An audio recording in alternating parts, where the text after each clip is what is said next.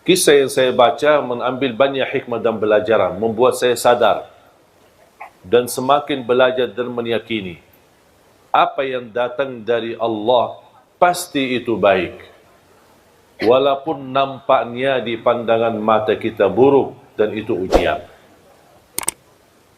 Ada beberapa pengusaha berdagang. Mereka belanja barang banyak dari salah satu negeri. Kemudian mereka naik kapal. Kapal yang cukup besar dan juga membawa barangnya masing-masing. Di dalam perjalanan untuk kembali ke kampung mereka, terjadilah hujan besar. Gelombang dan dia menghadapi ujian yang amat besar di tengah laut. Mereka mengambil keputusan harus barang-barangnya ada yang harus dibuang untuk mengurangi beban yang terjadi di atas kapal tersebut. Salah satu pedagang memiliki barang yang terbanyak. Ternyata jatuhnya dia akan dihabiskan separuh barangnya, akan terbuang. Dibanding yang lain cuma seberapa saja. Beliau tidak terima, marah, ngamuk. Saya bisa rugi banyak, separuh barang saya masa dibuang begitu sia-sia. Mereka menjelaskan daripada kita tenggelam semua, menghadapi musibah semua, mendingan barang-barang kita aja biar kita selamat.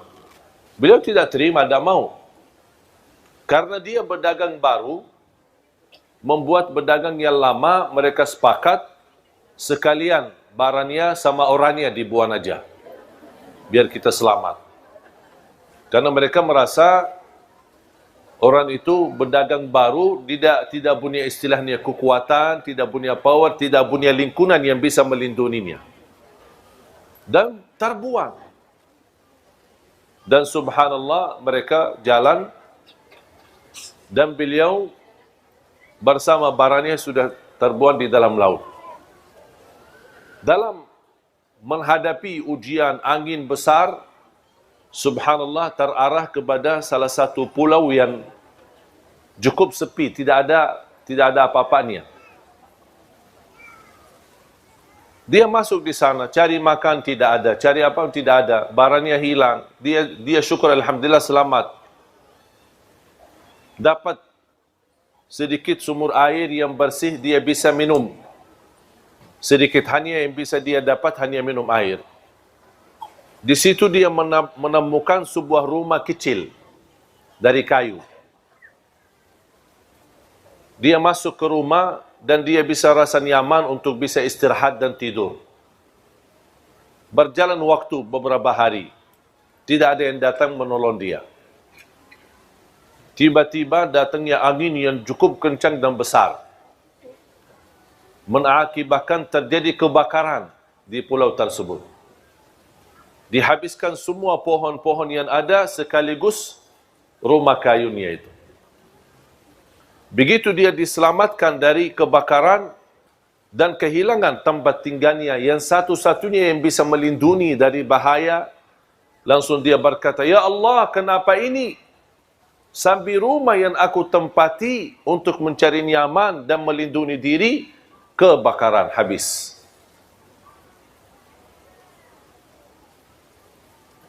Dia sudah merasa diri akan menghadapi kematian, putus asa.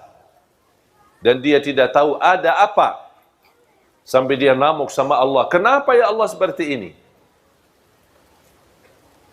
Dan subhanallah tidak lama ada kapal besar yang datang. Dan dia bisa melihat dari jauh. Langsung dia ke arah pantai dan menunjukkan tangannya. Mereka karena kapal besar tidak bisa mendekati, menerima perahu kecil atau kapal kecil untuk menjemputnya.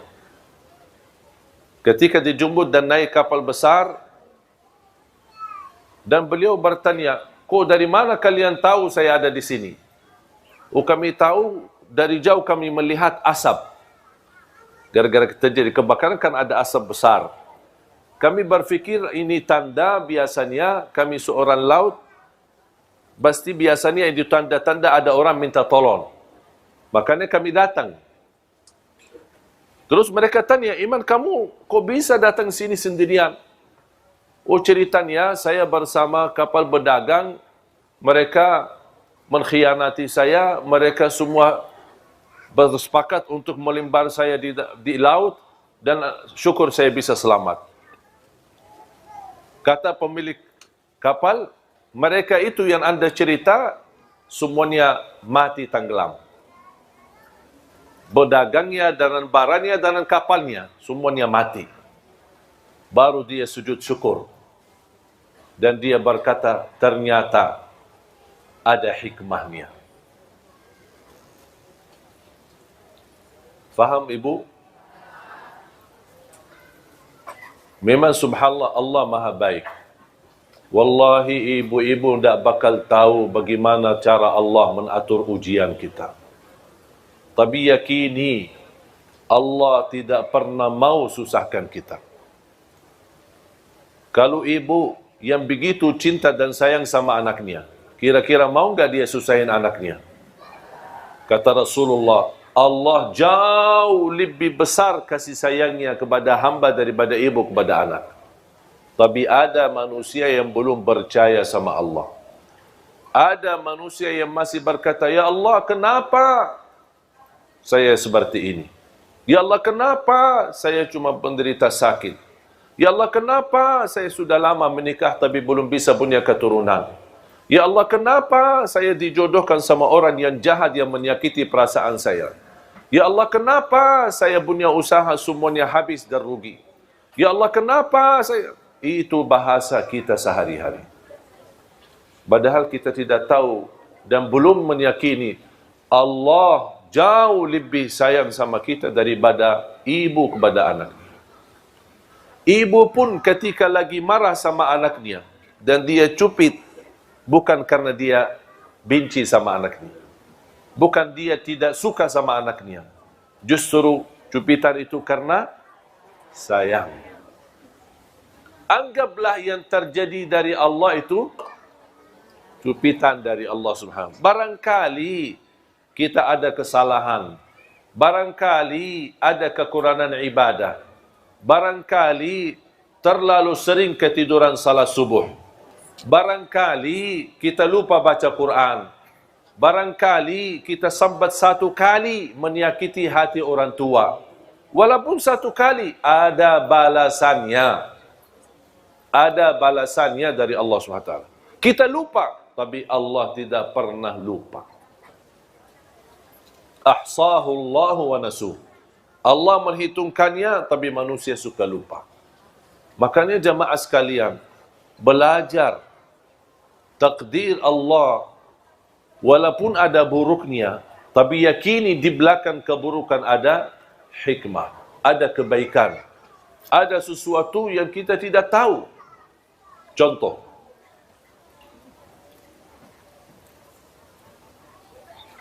tadi ada satu ibu bercerita,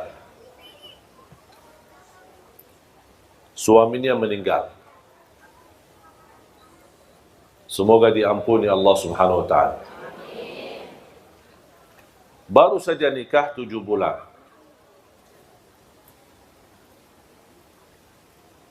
Cerita yang disampaikan oleh ibu, saya menanggapi bagaimana beliau cinta sama suaminya. Sudah almarhum. Beliau berkata, seandai kata saya menikah, tapi masih merasa terbeban karena dia sayang sama suaminya. Dan dia berkeinginan bertemu suaminya di surga. Terus kalau saya dijodohkan lagi, nikah, usianya masih muda, saya khawatir gimana nanti sama suami yang pertama atau suami yang kedua. Ya udahlah, daripada bingung, mendingan tidak usah nikah katanya. Biar dijamin dapat dan bertemu suaminya di surga. Saya menjawab,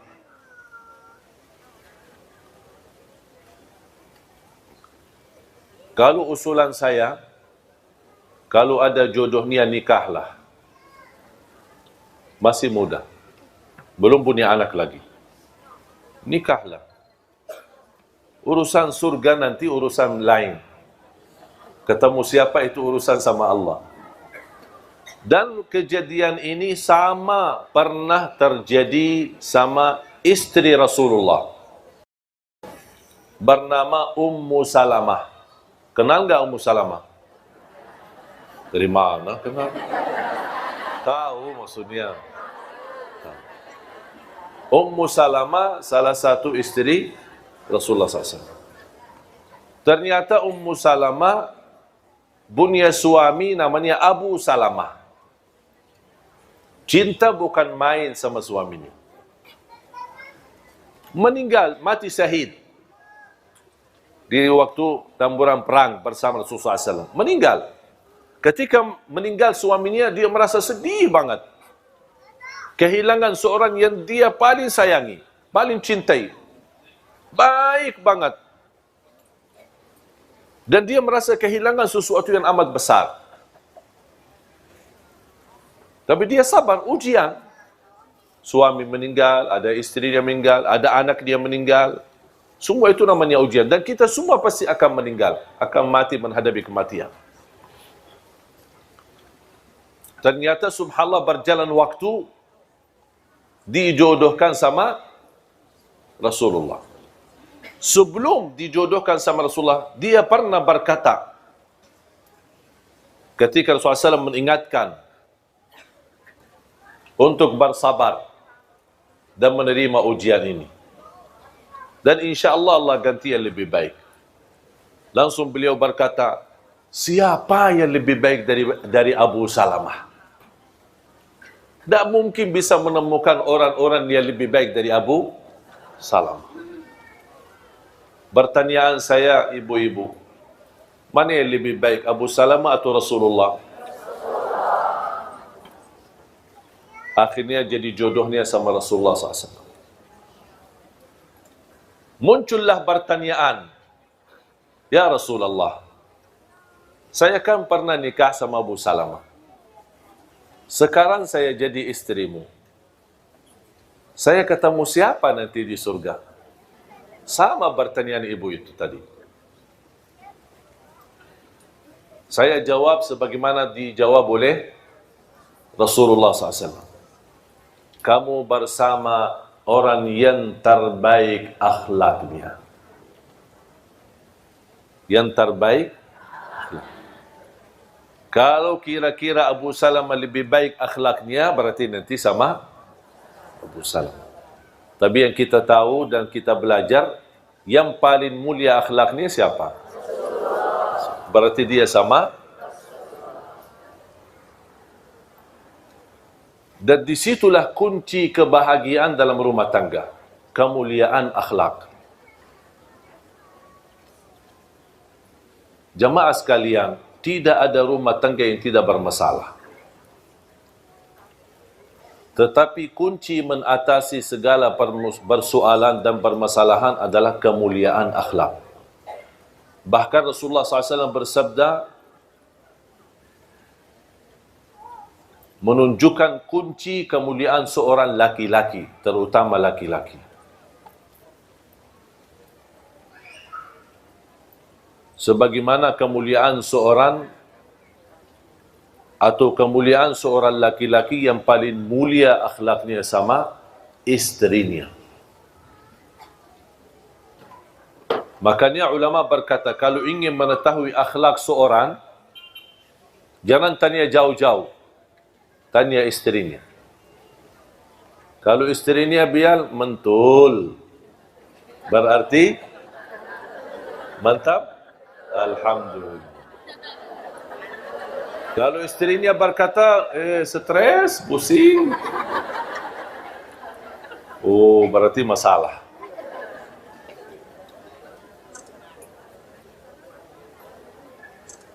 Dan subhanallah, dengan kemuliaan akhlak kita bisa memiliki segala sesuatu. Dengan kemuliaan akhlak, kita bisa memiliki segala. Memiliki hati orang, memiliki kehormatan orang, memiliki kemuliaan orang, pasti akan dimuliakan. Apalagi di saat istri kita sedang membutuhkan dampingan kita, perhatian kita, bantuan kita. Itu luar biasa, sangat harga besar baginya ketika dia memiliki suami yang berakhlak mulia.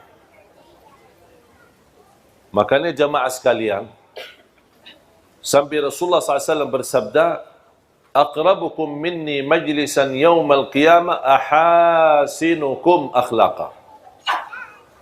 Yang paling dekat kepadaku hari kiamat, kata Rasulullah, yang paling mulia akhlaknya di dunia.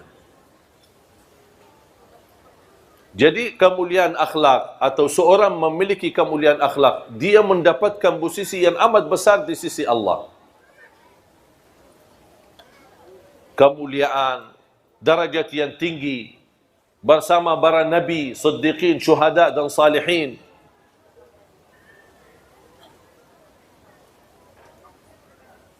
Dan salah satu akhlak yang perlu kita jaga, terutama di dalam rumah tangga. Jangan terlalu fokus melihat kesalahan. Abaikan aja.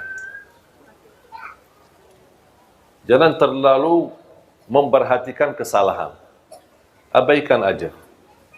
Lupakan, lewatin saja. Anggap sesuatu yang berjalan dan terus berlalu. Jangan terlalu diperhatikan. Kalau setiap kesalahan ada teguran, setiap kesalahan dibahas, setiap kesalahan dibicarakan, setiap kesalahan namuk, tidak akan selesai. Karena kita manusia tidak terlepas dari kesalahan. Bisa kita perbaiki kesalahan tapi dengan cara yang baik. Kalau anda melihat sesuatu yang tidak suka, jangan anda bilang saya tidak suka ini, tapi saya suka seperti ini. Saya suka seperti ini. Saya tidak suka kalau kamu tidak perhatian saya. Tapi sebaliknya, aku suka kalau diberikan perhatian. Faham? Jadi jangan ada muncul rasa atau bahasa seolah-olah yang di depan kita selalu disalahkan. Kalau misal dia masak, istri masak, kita tidak suka cara masakannya. Jangan, aku tidak suka cara masakan ini. Tapi bahas, aku lebih suka seperti ini. Aku lebih suka nasinya seperti ini. Aku lebih suka minumannya seperti ini. Misal, kalau anda tidak suka minum dingin, dibawain minum dingin. Ketika anda minum, tidak enak, tidak nyaman. Tak mau, aku tidak suka. Jangan. Aku lebih suka yang hangat. Boleh enggak diganti? Pasti akan jawabannya halus. Aku tidak suka. Ganti. Tidak mau ganti. Kamu udah mau, ya udah biarin aja. Karena bahasanya sudah tidak enak. Pasti jawabannya tidak enak. Ada satu kejadian ketika Rasulullah SAW pulang ke rumah. Ini kan sebuah kisah. Ada yang sebutkan kisah ini benar, ada yang bilang tidak benar. Tapi intinya kisah, tidak ada mempengaruhi masalah ibadah. Rasul pulang ke rumahnya, musim panas, keringat, capek, mau beristirahat, datang istrinya, Siti Aisyah membawain minum. Nampaknya Siti Aisyah karena sibuk urusan-urusan dalam rumah, bersih rumah, mempersiapkan kedatangan Nabi Muhammad, saking capeknya, karena dia tidak ada pembantu di rumah, saking capeknya daripada kasih gula di air sirupnya, dia kasih malah garam. Kemudian diserahkan kepada Rasulullah SAW. Kemudian dia lanjut urusan rumah. Ketika Rasulullah SAW minum, rasanya apa? Asin. Rasulullah SAW panggil, Ya Humaira. Ini Rasulullah SAW suka panggil, tidak pakai nama, tapi panggil nama Humaira. Yang putih ada merah-merahan. Dan selalu saya dorong jamaah, suami istri harus masing-masing memiliki gelar panggilan, nama panggilan. Apa itu? Hei manis, hei cakap, gagah, sayang. Jangan panggil abi, abah, ayah. Panggilan kata-kata yang ada tanda sayang. Kalau misal dia hitam manis, coklat. Pokoknya kata-kata terserah, milih kata-kata yang menenangkan hati, yang menarik. Dan ini subhanallah membuat mesra dalam rumah tangga. Dan itu yang dilakukan oleh Rasulullah SAW. Ya Humaira. Kalau saya punya nama khusus dipanggil oleh istri. Jadi istri panggil pakai nama itu. Bukan Syekh Ali, bukan Ali. Tapi ada nama. Saya tidak mau kasih, itu rahasia. Sebaliknya saya juga punya nama untuk istri. Dan dia suka kalau saya panggil dengan pakai nama itu. Lewat telefon, lewat WA, atau saya pulang ke rumah, itu selalu saya panggil seperti ini. Khusus. Dan ingin tahu ya datang ke rumah aja. Kenalan sama istri biar tahu rahasianya apa. Karena saya mengambil belajar dari Rasulullah SAW. Bukan berarti mohon maaf saya sempurna dalam rumah tangga. Jangan ada yang merasa, berarti Syekh luar biasa. Enggak. Saya juga orang biasa. Punya kekurangan, punya kesalahan. Kadang-kadang istri saya tersinggung terhadap perilaku saya. Tapi alhamdulillah kita selalu sepakat ada tukar fikiran. Ada berbicaraan. Kita tidak istilahnya menambil hati. Aku lihat dia, aku marah, terus simpan di hati. Dia lihat saya, dia marah, simpan di hati. Itu tidak akan selesai masalah.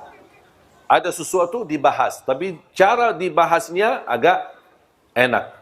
Sopan, saling menjaga, saling menghormati, seperti ini. Kalau menurut saya itu namanya istilah muhasabah. Setiap minggu sekali kita muhasabah. Saya tanya sama istri saya, apa yang saya lakukan selama 1 minggu membuat kamu tersinggung? Dia kasih tahu. Kalau tidak dia kasih tahu, dari mana saya bisa tahu? Karena yang sakit hati siapa? Istri. Hati yang dia punya, bukan saya punya. Saya tidak tahu isinya. Makanya harus saya tanya, apa yang membuat kamu tersinggung? Apa yang membuat kamu tidak enak hati? Oh, kalau begini, kalau foto sama ibu-ibu jangan terlalu dekat. Siap.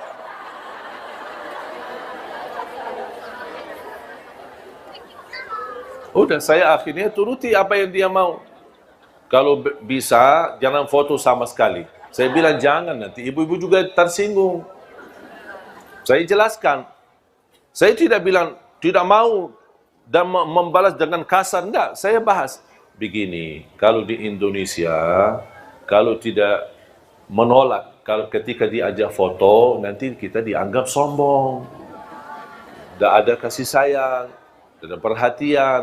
Saya jelaskan, itu kebiasaan di Indonesia. Kalau di Arab memang beda. Ya, akhirnya saya jelaskan, oh gitu, ya udahlah, boleh. Tapi coba kalau saya bilang, pas begitu, kalau bisa jangan foto sama ibu-ibu, dah mau, harus saya foto. Berantem, dah akan selesai masalah. Dan dah bakal dia setuju. Tapi dia ada bicara baik-baik, halus, akhirnya alhamdulillah dapat disetujui. Tapi jangan terlalu dekat. Aku heran kadang-kadang ada ibu-ibu begini. Astagfirullahaladzim, saya kaget. Saya bilang, ibu, saya masih wudu.